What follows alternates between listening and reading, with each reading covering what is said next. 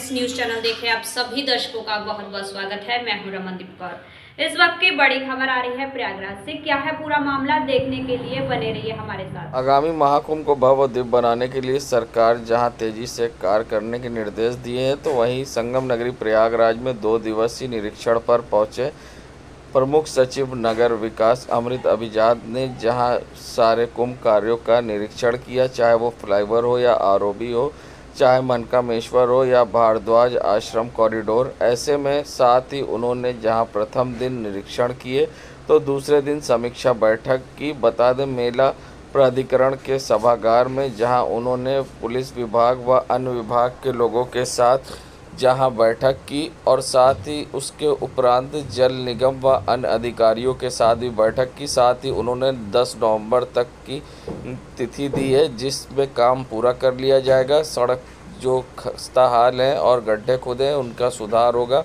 और उन निर्माण कराया जाएगा। ऐसे में उन्होंने मीडिया से बात करते हुए क्या कुछ कहा है और क्या आश्वासन दिया, आइए दिखाते हैं आपको। जो काम कर रही है वो पीडब्ल्यूडी जो काम कर रही है वो तो लगभग 10 नवंबर तक की वो हम लोग पूरी तैयारी रहेगी कि वो हम आपको काम पूरा करके दे सकेंगे। पब्लिक डिस्ट्रिक्ट जी, ये सारे जो है उसी दौरान बन जाएंगे। 40 दिन का समय है, 40-45 दिन का बहुत ही क्रिटिकल पीरियड है। मैं समझता हूँ कि बाय 10 नवंबर 15 नवंबर के लिए तैयार हो जाएंगे। हाँ? जी जी, देखिए, हाँ बिल्कुल, आज 4-5 विभाग इस सड़कों का मेन काम कर रहे हैं और बारिश के दौरान सड़क पे काम होना भी नहीं चाहिए। और अधिकांश सड़क जो है उनका चौड़ीकरण लिया गया है, उसके ऊपर या तो रिपेयर हो रहा है, टॉप कोट हो रहा है।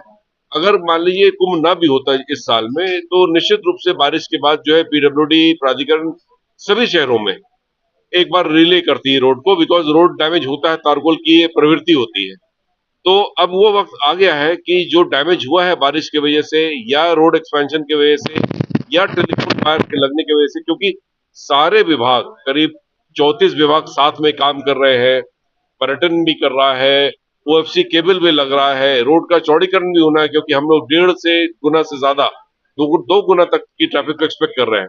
तो बड़ा ही क्रिटिकल पीरियड है, इसमें आप लोग का बहुत सहयोग चाहिए होगा, क्योंकि हमको लोग को ये समझाना है कि अगला 30 से 40 दिन जो है बहुत क्रिटिकल है मेले के लिए, हमारे व्यवस्था के लिए।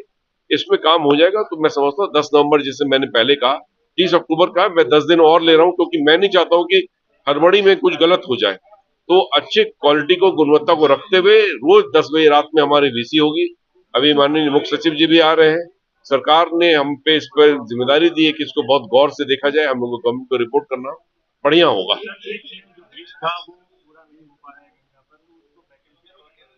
वो गवर्नमेंट ऑफ इंडिया से बात हो रही है, वो अपना एक अलग ऑल्टरनेट अरेंजमेंट कर रहे हैं। उनके गवर्नमेंट ऑफ इंडिया का काम था, उसमें कुछ कॉन्ट्रेक्चुअल इश्यूज आ गए थे जिस वजह से हुआ नहीं, तो उसका ऑल्टरनेट मैकेनिज्म वो तैयार कर रहे हैं, स्टील ब्रिज का वो देके व्यवस्था कर रहे हैं। देखिए, एक इस बार जो सजावट होगी, जो गेट्स के माध्यम से और जो लोगों का स्वागत किया जाएगा, तो बहुत ही सुंदर और भव्य तो होगा ही, परंतु जीरो प्लास्टिक होगा। एआई का यूज हम लोग बहुत व्यापक स्तर पे करेंगे। जो पुलिस अधिकारियों के द्वारा जो तैयारी इसकी की जा रही है, क्योंकि बहुत भारी संख्या में लोग आएंगे, तो बहुत ही इन्फॉर्म्ड कुंभ होगा कि जो लोग आएंगे, जैसे खोते हैं लोग, खो जाते हैं या व्यवस्था ठीक नहीं होती है, तो वेब टेक्नोलॉजी के माध्यम से, व्हाट्सएप के माध्यम से, सूचना के माध्यम से जो साइनेजेस लगाई जा रही हैं, इन सभी माध्यमों से जो यात्रा जो उनका होगा वो बहुत सुगम होगा। तो ये सारी तैयारी हम लोग कर रहे हैं। बाकी वाटर का जो सिस्टम्स है, हेल्थ की जो अरेंजमेंट्स है, उन सबों में भी बहुत सुधार इस बार आपको दिखेगा कि लगभग 25 करोड़ लोग की इसकी ज्यादा हम लोग के आगमन की है। जी। अब वही, मतलब बारिश का अभी है, 4-5 दिन पहले ही बारिश खत्म हुई है, तो अब युद्ध स्तर पे काम होगा। अब काम ही काम है, अब बस आपके साथ। संगम नगरी प्रयागराज में जहां कुली अपनी रोजी रोटी को लेकर अब सड़कों पर नजर आए हैं और साथ ही उनकी रोजी रोटी पर संकट मंडरा रहा है, ऐसा उनका कहना है। साथ ही कुलियों ने आज जहां डीआरएम ऑफिस का घेराव किया और सड़कों पर भीड़ दिखाई दी कुलियों की, उनका कहना था कि जिस तरह से बैटरी कार चलाई गई और जंक्शन पर, जिससे कि दिव्यांगों को एक प्लेटफॉर्म से दूसरे प्लेटफॉर्म तक ले जाया जा सके।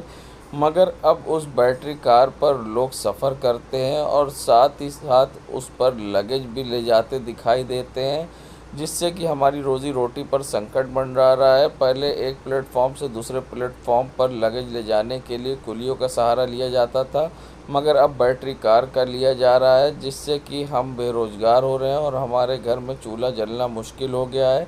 कुलियों ने अपनी समस्याओं को लेकर आज डीआरएम ऑफिस का घेराव किया और साथ ही उनका कहना था कि अगर हमारी समस्या दूर नहीं होती तो हम इससे बड़ा प्रदर्शन करेंगे। साथ ही उन्होंने बैटरी कार का भी वीडियो जारी किया है, जिसमें लोग बैठकर जा रहे हैं, वो दिव्यांग नहीं हैं और साथ ही वे लगेज भी लेकर जा रहे हैं। और क्या कुछ कहना है इस पूरे मामले पर कुलियों का, आइए दिखाते हैं आपको। में यात्रियों के लिए बैटरी कार और यात्री सुविधा केंद्र खोले जा रहे हैं, जिसके माध्यम से यात्री सुविधा केंद्र में यात्रियों के लिए डोर टू डोर सेवा शुरू की जा रही है, जिसमें यात्रियों का पैसेंजर कोच से लेकर उनके घर तक पहुंचाने का काम और घर से लेकर कोच तक पहुंचाने का कार्य किया जाएगा। और बैटरी कार में मतलब यात्रियों को एक प्लेटफॉर्म से दूसरे प्लेटफॉर्म पे ले जाने का रेलवे बोर्ड का नियम है, लेकिन यहाँ पर रेलवे बोर्ड के नियमों के खिलाफ जाकर बैटरी कार वाले यात्रियों का सामान और यात्रियों को भी ले जाकर ट्रेन में बैठाने का काम कर रहे हैं। जबकि रेलवे बोर्ड की पॉलिसी के अनुसार बैटरी कार में केवल असहाय लोग, दिव्यांगजन, बुजुर्ग एवं महिला को ही ले जा सकते हैं, लेकिन ये लोग अवैध तरीके से सामान भी ढोने का कार्य कर रहे हैं, जिससे हम लोगों की रोजी रोटी पे बहुत असर पड़ रहा है। इसी का विरोध करने के लिए हम लोग आज एडीआरएम साहब के पास आए थे और उनको अपना मांग पत्र सौंपा। 15 दिन का समय उन्होंने लिया है कि हम इस पे विचार करके आपके हित में कोई न कोई फैसला करेंगे। Horilal Patel, all India railway लाल वर्दी कुली यूनियन मंडल अध्यक्ष प्रयागराज। मांगे कि अब देखिए यात्री सुविधा केंद्र चालू कर दिया गया है, प्राइवेट कुलियों द्वारा ठेला भी लागू कर दिया गया है, उसके विरोध में हम लोग आज प्रदर्शन करने आए यहाँ पर डीआरएम ऑफिस। मेरा नाम सचिन निषाद है। श्री कृष्ण जन्मभूमि शाही ईदगाह विवाद मामले में आज इलाहाबाद उच्च न्यायालय में जस्टिस मयंक कुमार जैन की कोर्ट में सुनवाई हुई। पहले हिंदू पक्ष ने रिकॉल एप्लीकेशन लगाई थी, जिस पर मुस्लिम पक्ष में जवाब दिया था, जिसके बाद मुस्लिम पक्ष की ओर से रिकॉल एप्लीकेशन लगाई गई है और इस पर अब हिंदू पक्ष 30 अक्टूबर तक अपना जवाब कोर्ट में दाखिल करेगा। कोर्ट ने सुनवाई के लिए अगली 30 सितंबर की तारीख तय की है। और क्या कुछ कहना है अधिवक्ता महेंद्र प्रताप सिंह का इस पूरे मामले पर, आइए दिखाते हैं आपको। आज श्री कृष्ण जन्मभूमि और शाही ईदगाह विवाद में उच्च न्यायालय इलाहाबाद में कोर्ट नंबर 71 में जस्टिस मयंक जैन साहब की अदालत में इस मामले की सुनवाई हुई और जिसमें कि शाही ईदगाह पक्ष की तरफ से एक एप्लीकेशन, रिकॉल एप्लीकेशन लगाई हुई है, जिसको कि माननीय उच्च न्यायालय के द्वारा आज हिंदू पक्षकारों से इसके जवाब दाखिल करने के लिए आदेश किया गया।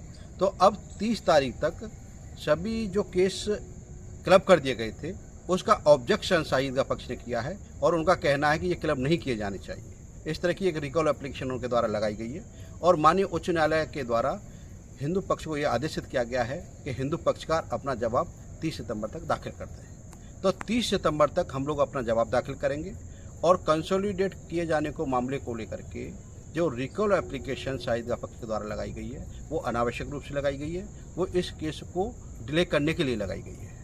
तो वो चाहते हैं कि इस केस की प्रोसीडिंग ना हो और प्रोसीडिंग लेट से लेट चलती रहे, तो इस वजह से उन्होंने इस तरह की एप्लीकेशन लगाई है। तो 30 तारीख तक हिंदू पक्षकार उस रिकॉल एप्लीकेशन का अपना जवाब दाखिल करेंगे और 30 सितंबर को अब इस मामले की अग्रिम सुनवाई होगी। महाकुंभ को भव्य और दिव्य बनाने के लिए जहां अब तैयारी तेज़ी से शुरू हो गई है, जहां प्रमुख सचिव ने भी प्रयागराज पहुंचकर निरीक्षण किया है, तो साथ ही अब पेंट माई सिटी के तहत कार्य शहर में शुरू हो गया है और जगह जगह पेंट की जा रही है, जिसमें धार्मिक और साथ ही देवी देवताओं की कलाकृतियाँ बनाई जा रही हैं। तो साथ ही हमारी भारत की संस्कृति के बारे में भी यहाँ चित्र उकेरे जा रहे हैं, जिससे कि आने वाले पर्यटकों को भारत की संस्कृति और धार्मिक आध्यात्मिक चीज़ें पता चल सके। बता दें इलाहाबाद विश्वविद्यालय के फाइन आर्ट के छात्र जहाँ इसको तैयार कर रहे हैं और पूरी तेज़ी से इस पर अब कार्य शुरू हो गया है। हम लोग मतलब एक हमारे सीनियर हैं, मतलब जो पास आउट होते हैं उन्हीं के अंतर्गत हम लोग कार्य कर रहे हैं।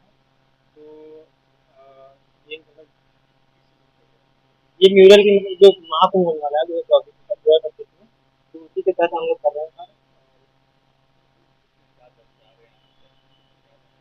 नहीं, वही मतलब हमारी जो संस्कृति है, जैसे जो मतलब जो अलग अलग तरीके की कलाएं हैं उसको दिखाना चाहते हैं। देवी देवताओं की तस्वीरें हो गई और जो भी मतलब लोक कथाएं हैं वो इस बात ये जो भी बनाया जा रहा है, ये कुंभ आने वाला है हमारा, 12 साल में एक बार आता है, तो अंतर्गत बनाया जा रहा है सारी चीजें। पेंट वैसे भी जैसे कि 2019 में अर्ध कुंभ में बनाया गया था वैसा ही बनाया जा रहा है। और ये सारे फाइन आर्ट्स के स्टूडेंट्स हैं जो कि अपने पूरे भारत की, क्योंकि संपूर्ण भारत का एक उत्सव है, तो अपने पूरे भारत की संस्कृति को दिखाने के लिए सारी चित्र बनाए जा रहे हैं। ये फल चित्र है जो यहाँ पे बनाया जा रहा है और अलग अलग तरीके के जैसे मधुबनी चित्र हो गए, वर्ली हो गया, ऐसे अलग अलग प्रकार के जितने भी चित्र हमारे पूरे भारत में पाए जाते हैं, वो सारी चीजें हम लोग दर्शाने का प्रयास कर रहे हैं, जिससे हमारा कल्चर, हमारा हेरिटेज हमारे साथ हमेशा बना रहे। जैसे कि हमारा त्योहार भी हमेशा हमारे साथ हर साल हमारे साथ। मेरा नाम प्रिंस त्रिपाठी। देश दुनिया की खबरों के लिए world media times news channel को सब्सक्राइब करें।